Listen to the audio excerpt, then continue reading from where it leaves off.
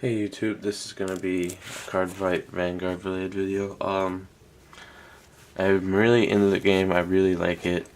I'm definitely gonna keep playing it. I have a locals that will soon, like within a week, have it in stock, and a lot of people from my area are gonna be playing it. Enough that we already plan to have tournaments, so I hope the game keeps doing well. I like it a lot. It's very fun. This is going to be a deck profile on my Royal Paladins. Originally, I got like a trial deck, and I've recently upgraded it slightly. So I'll go through my slight changes to it, talking about it, and what I actually plan to finish it off as. For now, my starter is like Sparkle. Yes, I'm aware you're not allowed to use them as like a starter that they have in Japan, blah blah blah. For now, I'm not playing in tournaments and anything. Plus, my locals hasn't decided whether they want to actually bother having that rule or not.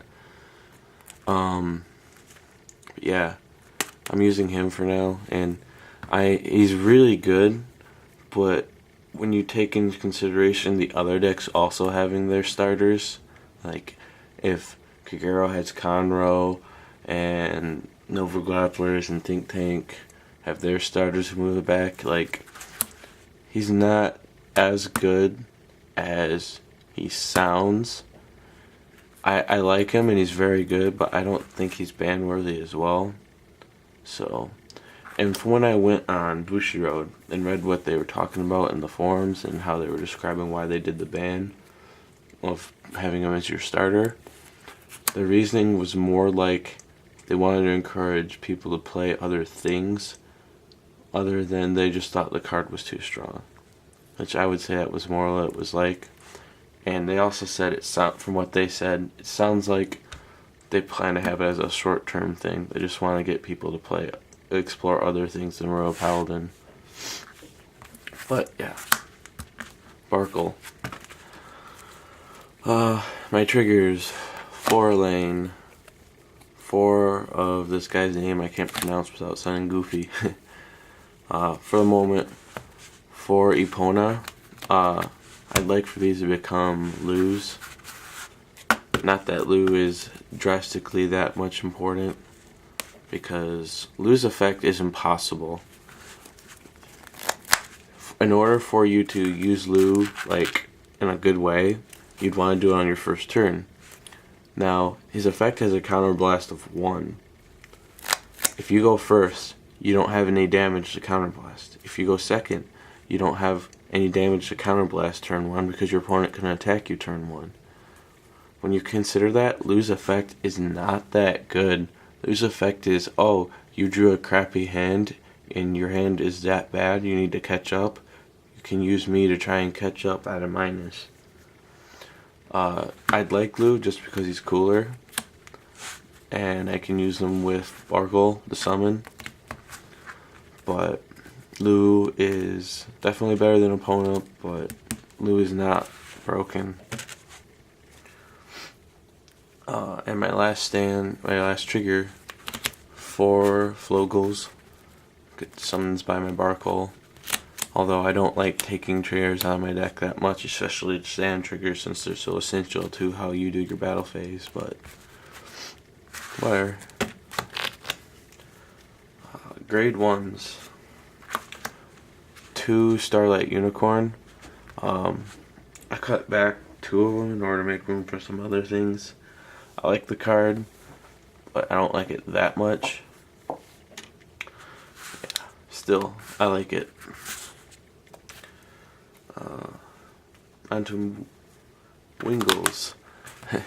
The starter only comes with 2 of them, and I want to play 4 because I like how well he works with Blaster Blade, and he's a grade 1 6000. I got 2 from the booster pack. I like this alternate artwork a lot more.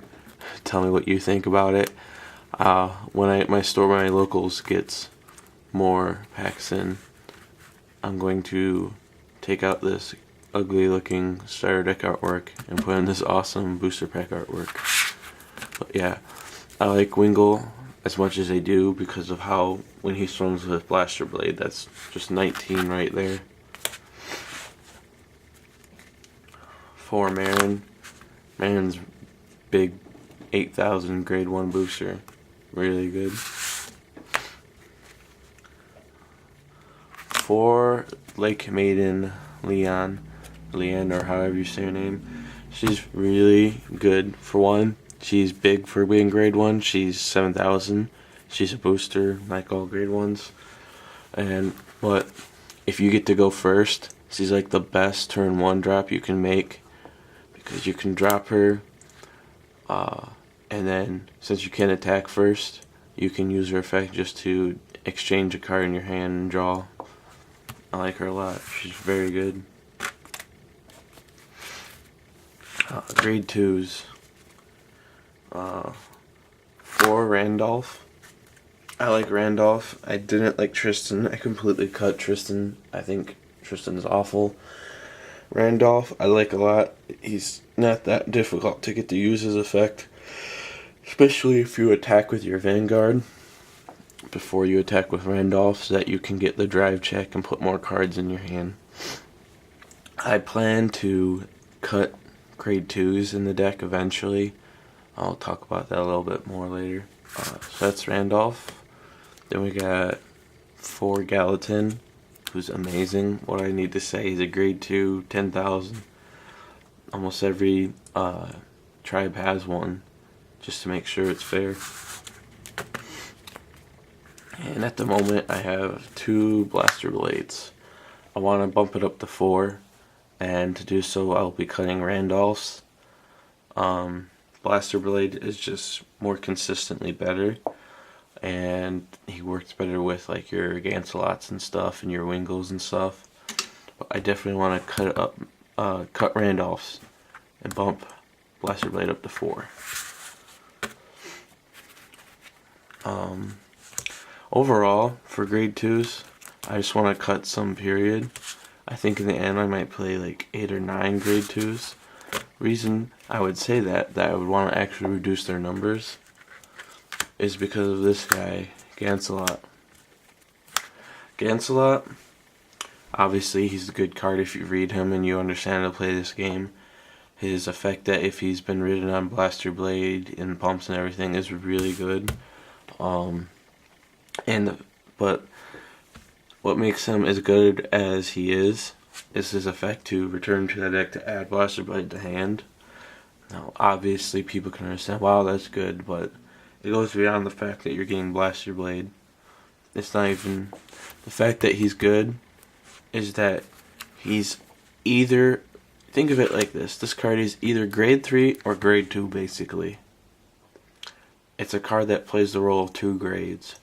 That is why this card is so good, because if you draw your opening hand, and let's say you have no grade 2, but you've got like 2 grade 3s, one of them being him, you have your grade 2. What he really means is you're allowed to play more grade 3s in your deck, because he lets you convert them into grade 2s. And you can play less grade 2s and more grade 3s, because this card's a dual role card. That's why this card is really good. And that's why I would not even consider not playing 4. This card is really good. For now, because I don't have Alfreds, just of yet, I'm playing 4 Butterflies. I don't like this card, I would say, but for what I have now, he's there. Especially when you're doing, as I said, using Gancelot, his ability to dual role, and playing more grade 3s. This guy's ability is a lot more likely to go off. But I will be trying to convert these guys into Alfreds. And last, 1 Boris. Boris is better than Butterfly, but I don't know for sure I'm going to keep him in the future, but I do like Boris. He's pretty cool. And that would be it. I'm going to be doing lots of Vanguard videos as I play the game and stuff, and I hope you stick in, and I highly suggest, if you haven't played this game, to play it. It's very fun. I have a lot more fun, and most people I know who play have a lot more fun playing this than they do playing Yu-Gi-Oh! Especially right now in this terrible format we have. Yeah, I'll also be posting videos of people opening packs once my locals get some and when the tournament starts.